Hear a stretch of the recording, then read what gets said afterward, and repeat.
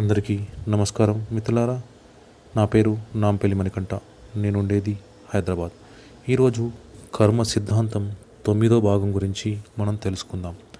అందరి మనస్సుల్లో ఉన్న ఒక పెద్ద ప్రశ్న ఏమిటంటే, ఒక చర్య మూలంగా ఉద్దేశరహితంగా జరిగిన హాని ఉద్దేశపూర్వకంగా చేసిన చర్య యొక్క కర్మకు సమానంగా ఉంటుందా లేదా?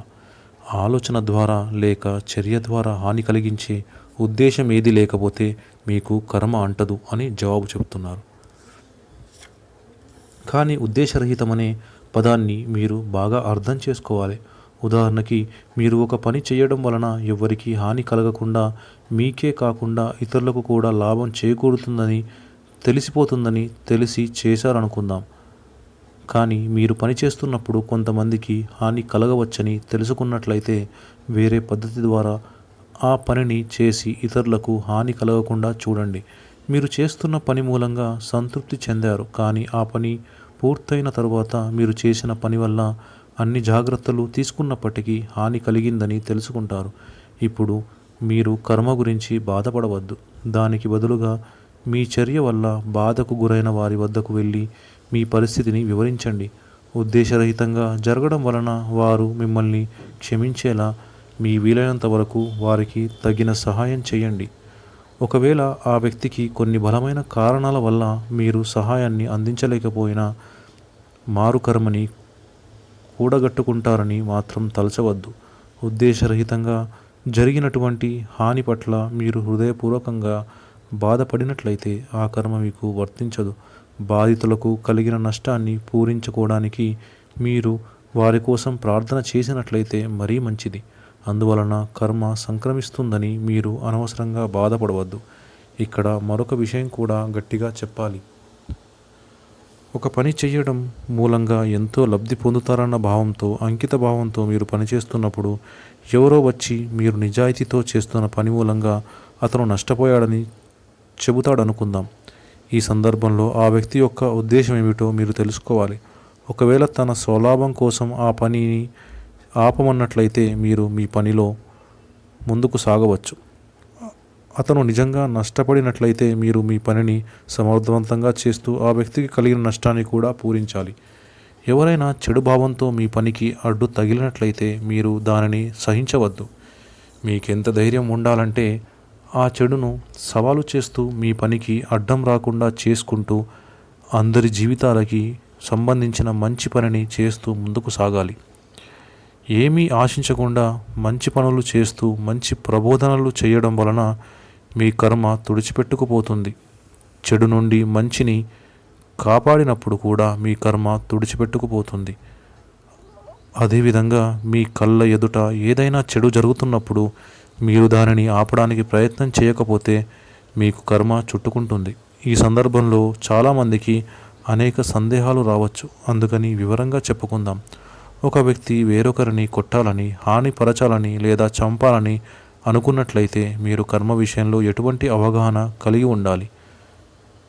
జవాబు: కొందరు అనేదేమంటే, హానికి గురైన వ్యక్తి గతంలో హాని చేసిన వ్యక్తికి ఏదో చెడు చేయడం వలనే ఆ వ్యక్తి ఈ పనికి తలబడ్డాడని. అందువలన మనం ఎందుకు కల్పించుకోవాలి, మనం వారి కర్మకు ఎందుకు అడ్డు తగలాలి అని వాదిస్తారు. లేదు, మీరు వారి కర్మకు అడ్డుపడడం లేదు. మొట్టమొదటగా ఈ చెడు సంఘటన జరగడం వలన కొత్త కర్మకు దారి తీస్తుందా లేదా, ఇది కర్మచక్ర విధానంలో ఒక భాగమేమోనన్న విషయం మీకు తెలియదు. ఏ విధంగా అయినప్పటికీ ఆ వ్యక్తి కొంత ఆవేశం వలన చెడు తలపెట్టడం మూలంగా అతనిని ఆపడానికి మీకు హక్కు ఉంది. ఈ విధంగా వ్యవహరించడం వలన ఆ వ్యక్తికి కొత్త కర్మ సంక్రమించకుండా కాపాడిన వారవుతారు. ఆ వ్యక్తిని హాని చేయనిస్తే ఈ చర్య వలన ఎవరో ఒకరు తెలివి తెచ్చుకునేటంత వరకు ఇదే సంఘటన మళ్ళీ మళ్ళీ జరగవచ్చు. వారు తమ తప్పును తెలుసుకునేటప్పటికీ కొన్ని వందల జన్మలు వృధాగా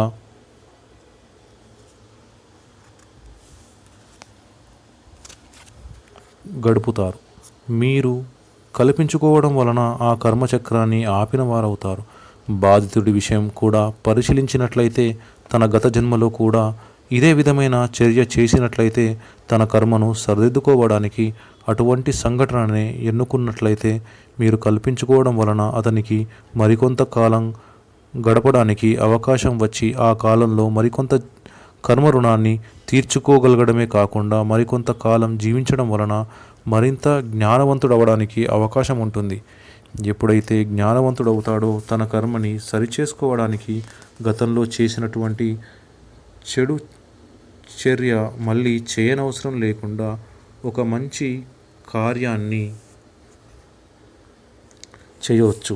భూలోకంలో మన దైనందిక జీవితంలో చెడు కర్మని సరిదిద్దుకోవడానికి ఎన్నో అవకాశాలు వస్తాయి, ఎన్నో అనుభవాలు ఎదురవుతాయి. మరింత జ్ఞానాన్ని సంపాదించవచ్చు, మరింత ప్రేమని పంచుకోవచ్చు. అంతేకాకుండా ఒక వ్యక్తి హానిని తలపెట్టేటప్పుడు సరైన సమయంలో మనం అడ్డగించినట్లయితే అతని ఆవేశాన్ని అతిక్రమించడానికి సహాయపడిన వారం అవుతాము.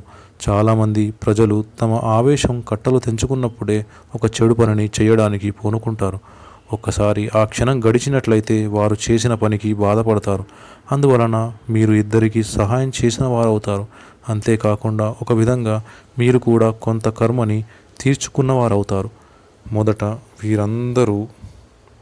మొదట మీరందరూ తెలుసుకోవాల్సింది ఏమిటంటే ఈ సమయంలో భూలోకంలో చాలా తెలివిగలవారు ఉన్నారు. వారిలో చాలామందికి తెలివి ఉన్నప్పటికీ జ్ఞానం చాలా కొద్ది మందికే ఉంది. జ్ఞానం తక్కువ, తెలివి ఎక్కువగా ఉండటం వలన కర్మ సిద్ధాంతాన్ని ఓడించడానికి కొత్త కోణాల నుండి వాదనలు చేస్తారు. కానీ వారు తెలుసుకోవాల్సింది ఏమిటంటే సత్యాన్ని ఎప్పుడూ కూడా తెలివితేటలతో అతిక్రమించలేరు.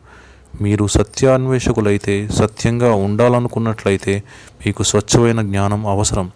ఇప్పుడు ఒక ఉదాహరణకి వద్దాం.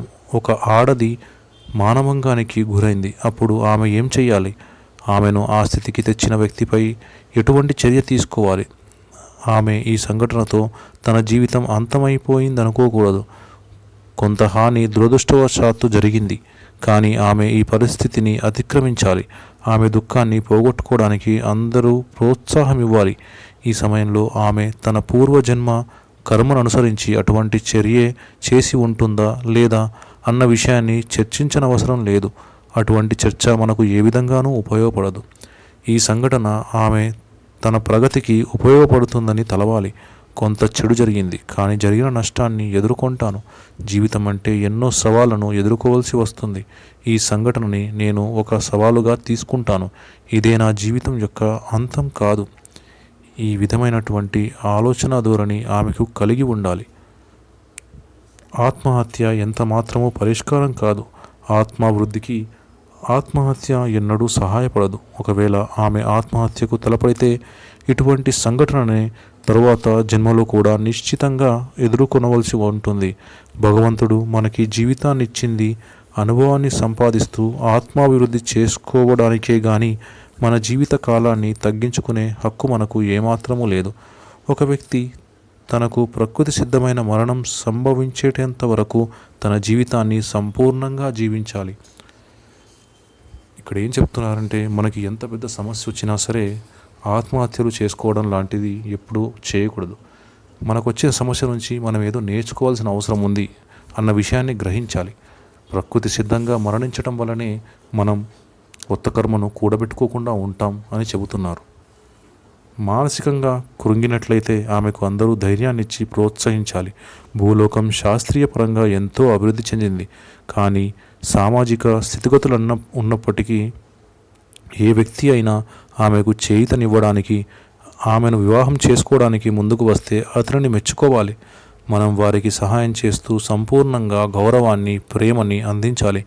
ఈ విధంగా చేయడం వలన ఆమె తన జీవితంలో గొప్ప విషయాల్ని చూస్తూ, జీవితాన్ని అర్థం చేసుకుంటూ, తెలుసుకుంటూ, ప్రేమతో జీవితాన్ని కొనసాగిస్తూ తన ఆత్మని అభివృద్ధి చేసుకొనగలదు. ఇప్పుడు నేరం చేసిన వ్యక్తి విషయానికి వద్దాం. అతనిని మనం ఏం చేయాలి? ఆ సంఘటన ఆ వ్యక్తికి సంబంధించిన గత జన్మ కర్మేనని వదిలేస్తామా?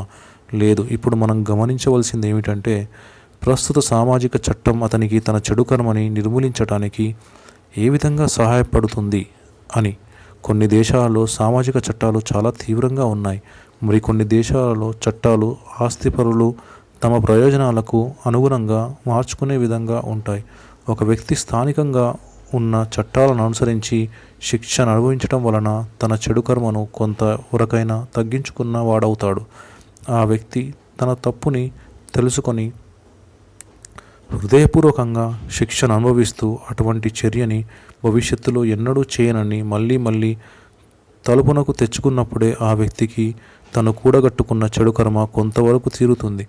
శిక్ష విధించారు కనుక దానిని అనుభవించి మరింత కక్షతో ఉద్రేకంతో పగ తీర్చుకోవాలి అని బయటకు వచ్చినట్లయితే అతని కర్మ రుణాన్ని తీర్చుకోవడానికి ఆ శిక్ష ఏమాత్రం సహాయపడదు.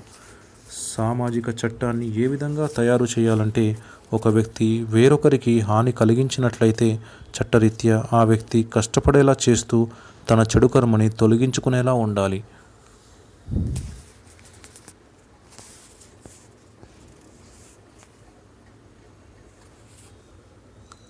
మిత్రులారా, తరువాయి భాగంలో మళ్ళీ మనం కలుద్దాం.